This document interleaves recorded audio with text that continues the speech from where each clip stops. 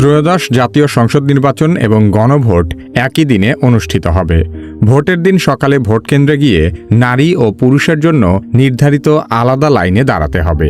Vote কক্ষের বাইরে ঝোলানো ভোটার ক্রমিক নম্বর দেখে অথবা দায়িত্বরত আনসার সদস্যদের সহায়তা নিয়ে নির্দিষ্ট কক্ষে প্রবেশ করতে হবে। কক্ষে প্রবেশের পর প্রথম পোলিং অফিসার ভোটারের নাম ও নম্বর যাচাই করবেন এবং ভোটার তালিকার ছবির সাথে ভোটারের চেহারা মিলিয়ে দেখবেন। এরপর পোলিং অফিসার ভোটারের নাম ও ক্রমিক নম্বর জোরে উচ্চারণ করবেন, যাতে এজেন্ট ও সহকারী প্রিজাইডিং অফিসাররা তা শুনতে পান। পরিচয় নিশ্চিত হওয়ার পর দ্বিতীয় পোলিং অফিসার ভোটারের আঙুলে অমোচনীয় কালি লাগিয়ে দেবেন। এরপর ভোটার সহকারী প্রিজাইডিং অফিসারের কাছ থেকে 2টি ব্যালট পেপার সংগ্রহ করবেন। গণভোটের জন্য গোলাপি ব্যালট এবং সংসদ সদস্য নির্বাচনের জন্য সাদা কালো ব্যালট দেয়া হবে। ব্যালট গ্রহণের সময় ভোটারকে স্বাক্ষর অথবা টিপসই দিতে হবে এবং সিল মারার জন্য একটি রাবার স্ট্যাম্প প্রদান করা হবে।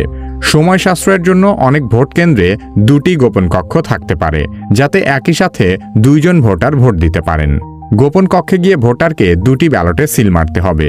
গণভোটের গোলাপি ব্যালটে সংস্কার বা পরিবর্তন চাইলে হায়ের ঘরে এবং না চাইলে নায়ের ঘরে সিল দিতে হবে।